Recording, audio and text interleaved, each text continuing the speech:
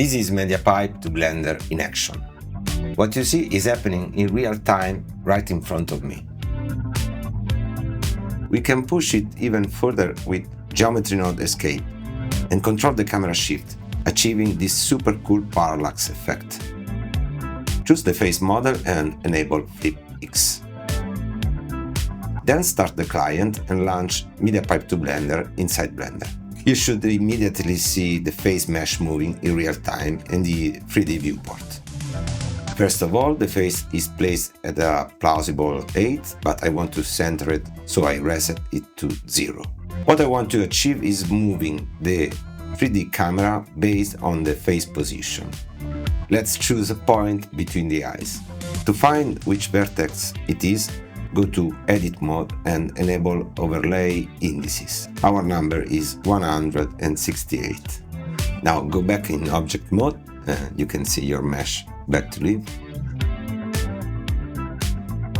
Disable the other meshes and create a new mesh where we can set up our geometry nodes. The camera will be override by attribute constraint, but for clarity I reset it to 0. Now I sample the FaceMesh vertex index 168 position. For now, let's isolate the x-axis.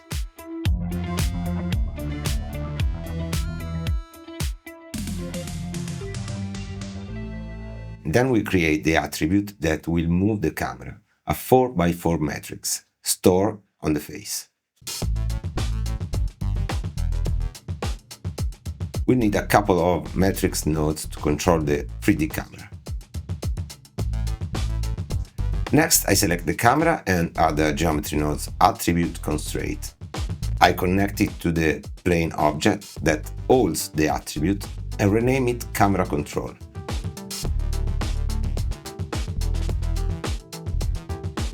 And this is our first step. The 3D camera is aligned on the x-axis.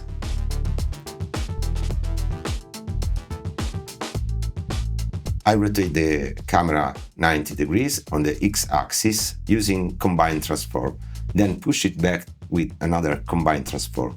Note that in this setup the depth axis is Z. Don't be fooled by the camera feed being misaligned. This is expected. The 3D camera must follow the video position, so disable the camera feed. Add a Suzanne mesh. Go into camera view and moving left and right, you can already see your point of view over Suzanne is changing. If I want to manipulate this value, I need to remap it. Here I'm looking at the X column value, which goes roughly from -1 to 1.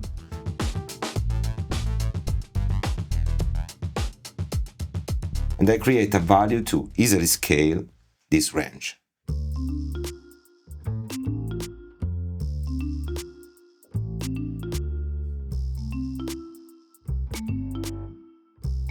Once Suzanne looks a bit more appealing, I add a track to constraint to the 3D camera.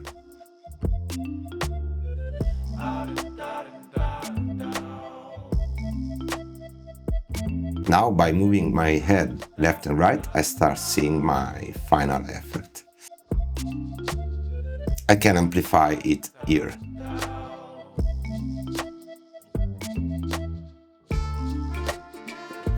I create some environment behind Suzanne to further enhance the effect.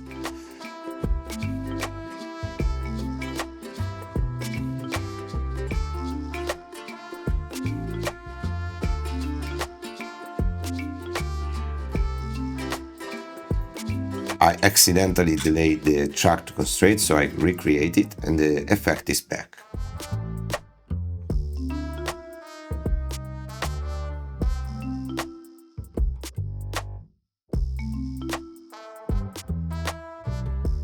Here I convert my box to a curve, then back to a mesh to obtain this wireframe style.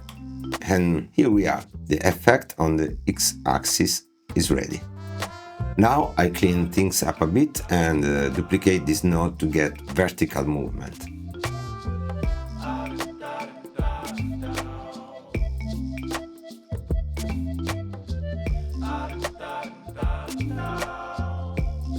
Same procedure. I check how much vertex 168 moves and look at the z-axis. The value range roughly from minus 0.4 to 0.4. Now I can move left and right, up and down, and the tracking feels smooth and convincing, but I still can move forward and backward. MediaPipe to Blender does not provide a real depth movement vector of the head. When I move back and forth, as you can see, the mesh doesn't actually move. It just gets bigger or smaller. I show you the method I use to estimate the depth axis. It's not perfect, actually it's quite shaky. If you have a better idea on how to approach this, feel free to share it in the comments.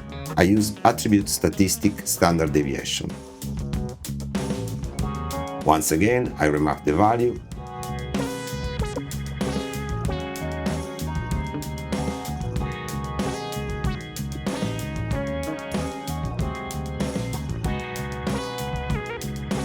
Here I forgot that attribute must be position.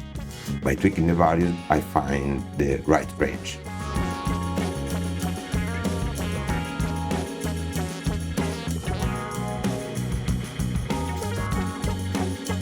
And this is how I create this demo. Now to achieve this fake parallax effect, I need to connect geometry nodes to a parameter that isn't easily accessible from geometry node. And that's where geometry node escape comes in. Here's what happens while the 3D camera moves. The camera shift value is compensated. So let's see how to create this link. We keep only the x-axis and remove the camera track to constraint. This is our new starting point. I store a float named attribute on points and call it x-shift. I feed this attribute with the inverted x value. Open Geometry Node Escape panel and create an handler. Select Camera Control as the object holding the attribute and the 3D camera as the target object. Then I copy and paste the full data path of the camera shift x value. Enable Geometry Node Escape and you immediately notice two things. The camera shift is now driven by the attribute in Camera Control and the viewport is lagging. This is due to the update Hertz value. Set it to 0 for smooth interaction. Now I move my head sideways and scale the value until the cube edges stay stable and align with the frame borders.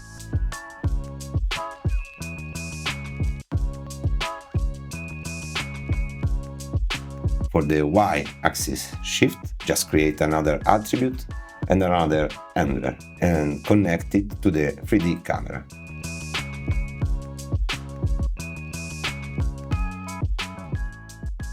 And that's how you can create this fantastic interaction with MediaPipe to Blender and Geometry Node Escape.